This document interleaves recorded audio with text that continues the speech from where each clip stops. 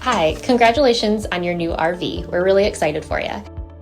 Please make sure before you're signing that you bring the following items with you. If you're a cash buyer, please make sure that you bring a cashier's check, no personal checks at time of signing, or you may bring actual cash. If you're a finance customer, please make sure that you bring proof of insurance listing your specific lien holder. If you need that information, please call us ahead of time. Also, make sure that you bring all valid driver's license of all persons that will be listed on the title.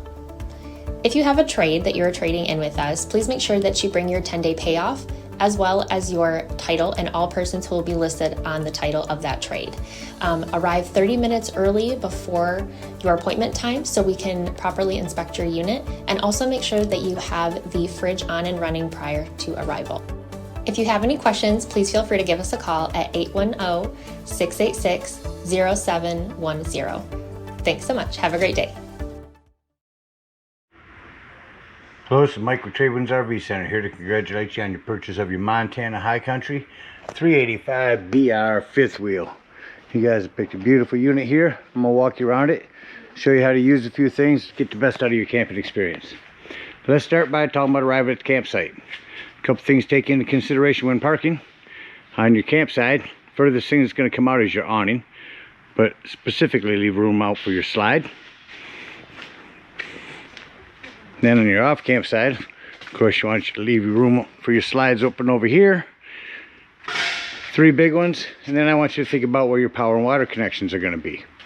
Your power is going to hook up all the way at the rear back corner on your driver's side of your tow vehicle, or off campsite of the trailer. Then your docking station for your water is going to be toward the front, right inside this second storage here. So park accordingly so you can utilize facilities at the campsite. Once you arrive, you can unhook your hitch by using your auto leveling system. It's just inside this door. There are instructions for the whole system for the ground control right here. All you're going to do when you arrive is turn it on. You take and lift the front landing legs up or down to get you up off your trailer. Once you're off and you clear your vehicle, you're just going to hit auto level. Auto level is going to bring down all your auto leveling systems. Once it's done, you hear this beep. Then you know that your unit is level and stable. Once it is, we can hook up our power and water. Again, you got this long 50 amp cord on the back of your unit here. Plugs in right here. In your convenience pack, should you need to plug into a 30 amp somewhere, you have a 50 to 30 amp reducing dog bone, we call it. And if you ever need to plug into a 10, there's a 30 to 15 amperage reducer if you need to plug into a 110 somewhere. Just remember, if you're running off 110, run appliances accordingly. You don't want to run too many ACs. You'll be popping breakers in here. All right, once we've got our power hooked up, we can hook up our water. Real easy system here. So right now your unit is winterized. You are set to winterize. You're set to normal flow, and your hot water heater is bypassed. Now in the spring, when you want to use this unit, you're going to turn off your winterize. You're going to turn off your hot water bypass. And then you're going to set this to normal flow. And at a campsite, you're going to hook up to the city water connection. You're going to want to use a water pressure regulator because you don't know what the water pressure is at different campsites. This water pressure is going to reduce the water pressure to 40 to 50 psi. It'll protect the lines in your unit. Always use this when putting fluid in here. Hook up to the city water connection. Hook up your hose. But don't turn your hose on yet. Right next to your docking station is your hot water heater. Now this should lift right up off here. All we're going to do at this point is make sure our drain plug's in here. Got a brand new one here still in the box. Put that in here. Get it in there nice and snug. Once that's in there tight, I do recommend that you put a little plumber's tape around the end, not putty. Putty will gum up on you. Plumber's tape on the end, get that in there nice and snug, and then you can go ahead and turn that hose on. Now our unit's already level and stable. You can go inside and deploy the slides. What I need you to do is get inside and open up your water taps. Once you've got your water taps open, all that antifreeze is washed out of it. You got a nice clear flow of water, no air, nice clean water coming through. Then you go ahead and shut off those water taps. You can turn on your hot water heater from indoors. There is an on-off electric element right here. Notice this set to off. The only time you ever want to turn this on out here is if you're hooked up to 110. Otherwise, everywhere else, turn it on indoors. If your hot water heater doesn't seem to be working, come out here and look to see if these are bubbled up. If they are, simply press them back in. They're resets. And then your pressure release valve. Now let's say we're going to go camping and we're not going to use city water. We're going to go boondocking somewhere or dry camping. In that case, we're going to hook up at the same spot, but we're going to turn this down to fill. Hook up your hose, treat it the same way, treat your lines the same way. However, once this is full, and you can tell on the inside where you check the levels of your battery and your black and gray tanks, there's also a freshwater button. Once this is full, remove your hose, and then when you want to utilize that water, you'll turn on your water pump indoors. Don't turn on your water pump when using city water, it's already pressurized. All right, we're all set up with power water. Let me walk you around the rest of the outside of the unit, starting here in this docking station. You have a motion sensor light up here. You can make it regular just by turning it on this way. You have an outdoor shower with a spray port hose that can go on that. Again, your hot water heater bypass, your winterizing. Here's where you winterize at. Your hose is still on here from winterizing. Your city and freshwater fills. Your black tank flush, we'll talk about that when leaving the campsite and dumping your black and gray tanks. And you also have your fresh water drain here. Above that, you're prepped for solar. You can plug in a solar panel right here and that'll trickle charge your batteries. Up here's your battery disconnect. This will disconnect all the battery power to the unit. That'll come important later when I talk about your carbon monoxide propane detector. And then up here's where you plug in cable and satellite. Convenient hose capped off area that you can run your hoses down through. Next to that again, your hot water heater. This is a flue for your furnace. If you're running your furnace, steer clear of this. It does get hot, and make sure nothing's ever blocking it. You do have 2 dumps on this unit. Easier to access once our slides are closed. You have one here and one in the back here. Extra gray tank for the back garage. Again, your power. Another outdoor shower here to the rear. You have a ladder, utilize it. Go up there a couple times a year and check the seams of your roof. Caulk as needed with recommended RV roofing caulk.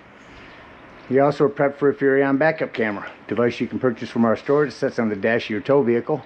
Electronically communicating with this device, giving you a backup camera for the unit. Coming around to your campsite, I will mention on your slides, to add to the longevity of the life of these wipers here, or these seals, you want to keep them pliable and flexible. They actually have a liquid that you can spray on them. Adds life to them over the years. Your big awning, we'll talk about that when we go inside. Over here on your campsite, you do have 110 here. In your outdoor cooking area, you have a electric fridge, some storage up here, a little fan, extra lighting here. Now you pull your griddle out, and up underneath here is your quick connect LP for right there. When you push that back in, just tuck it back up underneath there. Lock these in. Make sure you keep this area locked. You also have a little prep board here. Your huge pass-through storage area.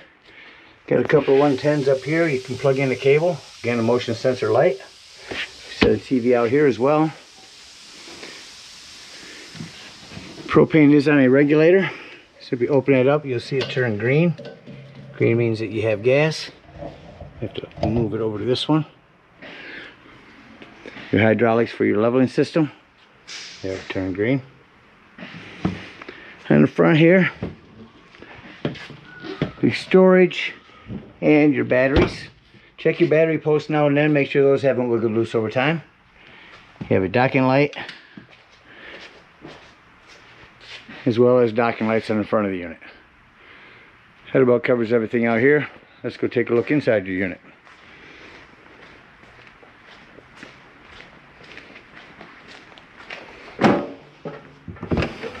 So the first thing I like to point out in every unit is the fire extinguisher. Make sure that you and everyone that's camped with you knows that the fire extinguisher is located at the entry doorway in case of an emergency. To your right as you come in, you have a closet door we'll get to in 1 second. Below that closet door is your access panel to your breaker box and fuses. Got a ton of 15s in there. Highly recommend having some of those with you when you go camping. Open up this panel here. Got little key rings and your control panel. Here's your fan. I'll turn that fan on from here. Hand switch down on the fan to turn the light on it. Up here is for your heating holding tanks. A little pad on your holding tanks that if you think that your unit tanks may freeze, turn these on. That'll keep them from freezing on you. Here's where you check your battery. There's the freshwater button I said you can hold down to tell when your potable water is full. Black and gray tanks. Over here, these are lights. Hitch and hallway light here. Living room lights, more lights. Front trailer LEDs. Porch and awning lights. So turn on your hot water heater.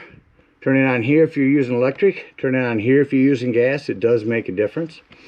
Here's where you turn on your water pump if you're using potable water. And here's our slide controls, which we'll utilize when closing the unit back up. I want to show you on your awning. The bottom of your awning is white, the top is brown. You're going to run that out until your white flap there falls down. Sometimes when it's wet, it sticks. And it will run itself up backwards. So you only want to run it down to that brown bar.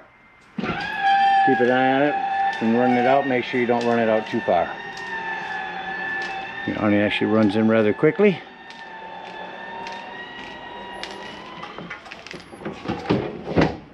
Now awning's in. Continue our tour. So before going into the living room, in your little bunk area here, mid bunk room, you have a magnet to hold this door back. I'll prep for a TV up in here. Little sofa that'll show you how to fold it down into a bed real quick. Remove your back cushions, they're just velcroed on there. Lift up the front, hold your two legs out, and just pull it toward you. Lay the back down.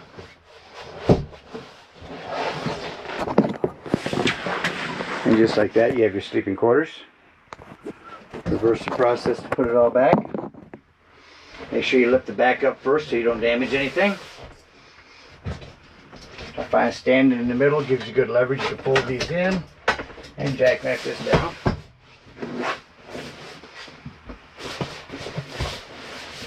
Just that quickly you're back to a sofa.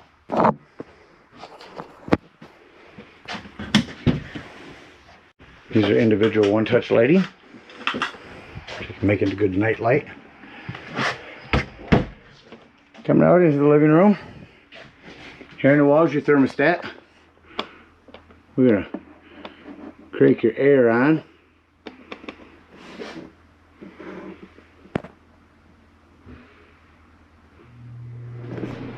Here's your AC running. And you notice when I shut the AC off, AC generally shuts off a little quicker. Then I switch this to heat. Turn your furnace on. I know this is hard to read with that blue LED. There's your furnace kicked on. Now you notice when I shut the furnace off, it takes a few minutes for the furnace fan to cycle through before it shuts off compared to the AC. Max air vent, just hit fan on. It's going to open up your max air vent and turn your fan on. You can change the speeds 1 through 4, the fastest. Hit fan off. It's going to just close your fan and shut it off. Down below that, some lighting. This is a Wi-Fi router. You get a hold of Furon Access, and you can hook up a subscription to that. You have some paperwork in this drawer here. Your pantry. Your big Dometic fridge. Your controls are up here. Fridge controls, power cool. Tell what kind of power it's on, gas or electric. There's an energy saver if you're using it at night.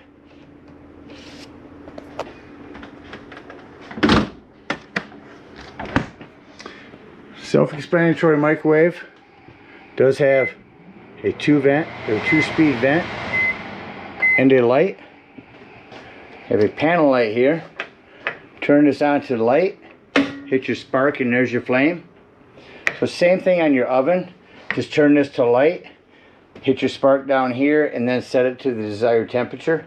No need for a pilot light anymore. Coming into your living room, we'll crank up your TV. Looks like they'll set this up where you can do it all here. So turn TV on.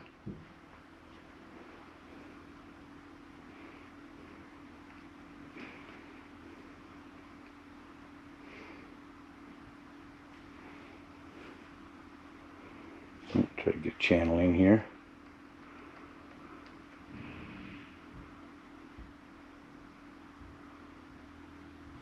And I get anything to come on the inside. Here we go. Alright, so your TV working below that. Carry on sound system. DVD, CD player here. We'll turn that on. Show you this is dual zoned. So we'll turn it up. Shut it off indoors. Turn it on just outdoors. Second zone. So dual zoned AM, FM, Bluetooth compatible DVD, CD player. Fireplace, not just for looks anymore. I can go through and show you it getting brighter and dimmer, but the biggest thing, folks, is the heat. If you are plugged in at a campsite and it's chilly in the morning or evening, instead of using up your gas, crank the heat up on this, and this will get it toasty in here in no time. Save your gas. Sofa, same way. Remove your back cushions, trifold, bring the front out and the back, then the back. A lot of accent lighting up in here. Your recliners, power recline. There's the first one. Power recliner over here.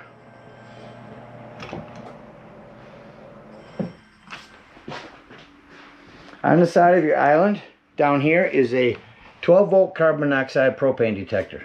Now the reason I mention this 12 volt, it's always running off your battery. So if you are out dry camping, not plugged in somewhere, nothing charging your battery, use your battery disconnect to keep this from running your battery down if you're going to be gone all day. That covers everything in the living room. Do you want to look for a smoke alarm? There it is up here in the hallway. You also have steps to get up to your top bunk up here. Lighting, smoke alarm. Come back into your bathroom. This is a little different door. So as you fold it, it's a fold out. On your lighting in here, just want to mention here's your 110 with GFCI reset. And some plumbing to maintain. Keep an eye on your plumbing. I mean, if you're moving this around and bouncing this up and down the road a lot, you want to keep an eye on that. Another thing in the bathroom, you want to make sure that your shower door is snapped open for travel. You have a hand crank open power exhaust vent here as well.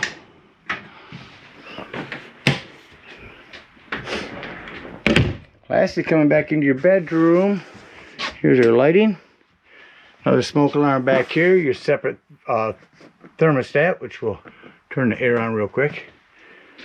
You're prepped for a TV back here. The mount's already here. There's your AC. Shut your AC off.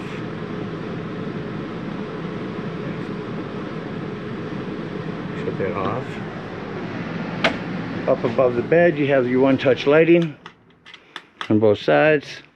USB ports for charging, 110s. You need a CPAP down here. Now I'll turn on your furnace back here.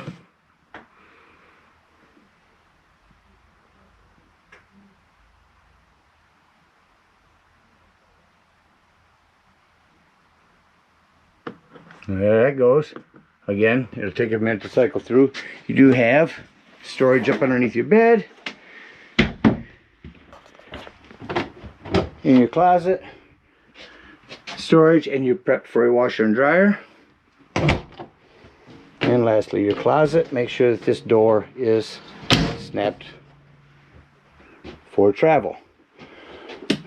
Well, that about covers everything on the inside. Let's act like we're getting ready to leave the campsite and close the unit up. So what I like to do is come over here, and shut off my living room lights, because then I can walk around and see any individual lighting I may have left on. Put your remotes. You have one for the fireplace and the sound system as well in here.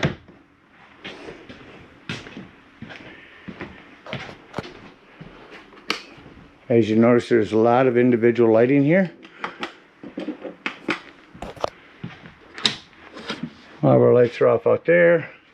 Maybe a hallway light right here. Now we've gotten all of our lights off. I'm going to turn back on my living room lights and say doors and drawers. Make sure all doors and drawers are closed. That's down. Nothing's going to impede your slide from coming in. All these doors and drawers are closed. This pantry door, make sure that's snapped in. You don't want that catching on it. We've checked our bedroom out. Let's start bringing our slides in.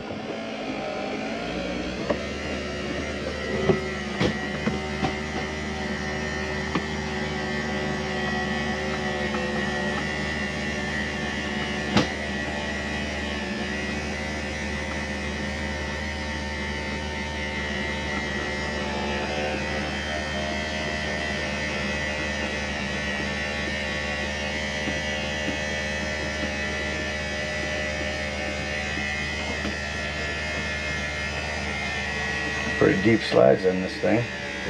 A lot of living space when you're open. Go to number 2, that's going to be your opposite slide, your kitchen slide.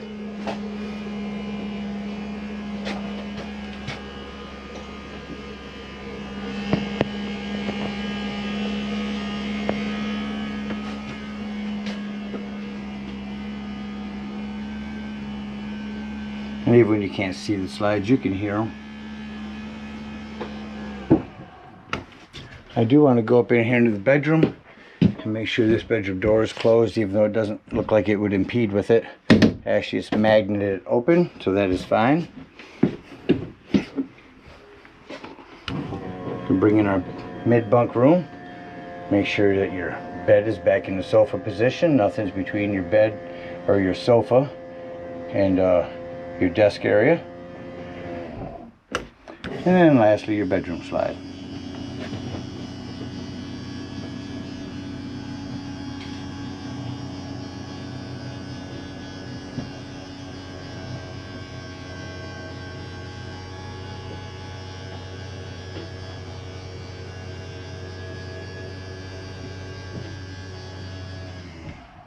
Two slides in, shut off our living room lights, and exit the unit. Now, the biggest thing I want to mention on these stairs is you want to make sure this exterior door is all the way open before lifting up so this doesn't catch on it. Set it up inside. Lock and deadbolt your door. You don't want the horror story of your door coming open, coming down the road. Lift and turn your handle. At this point, we're going to unhook our cable, our water, and our power.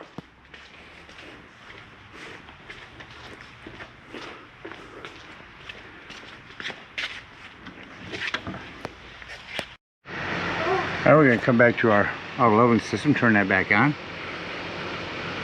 We're going to go ahead and hit retract. That's going to bring up all of your auto leveling. Once that's all up, it'll again beep. Then you can bring up front to retract or to enter. Bring up your front, put your trailer back on, and head on up to the dump station.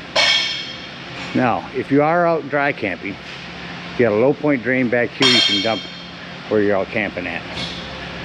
That's going to be right here underneath your power. Anyway, at the camps or at the dump station, park accordingly. You can have a dump in front, and then you get your extra grade tank behind that. We do have bigger, longer, stronger sewage hoses. We can make a Y, but you're going to start by dumping up here. When you arrive at the campsite, go ahead and dump your low, or when you arrive at the dump station, go ahead and dump your low point drains. Once them are done, take the sewage hose, comes with your convenience pack, 10-foot one, hook up to this front dump, and come up here and pull your black handle. Now you can go back inside and look at your panel and press your black tank button. That'll tell you if this is empty, or you can just listen for it. Once it's empty, keep that black handle open, again with your water pressure regulator. Hook up your hose at the dump station to the tank flush. Turn that on for a good 5 minutes. That's going to wash all that nastiness out of your black tank. When you're done, shut that hose off. Make sure that that dump has finished draining. Close your black tank, pull your gray tank. It's going to be cleaner water as your sinks and your showers. That'll clean your hose out for you. Once that's done draining, close your gray handle and remove your hose and come back here. Now over here, just below where it says gray tank, is going to be your handle for your gray tank. Hook that up, pull that. Once it sounds like it's no longer draining, unhook that hose, store it in a nice sanitary, convenient place, and head on home. Again, we thank you so much for your purchase. Hope you enjoy this Montana for many years to come. Happy camping.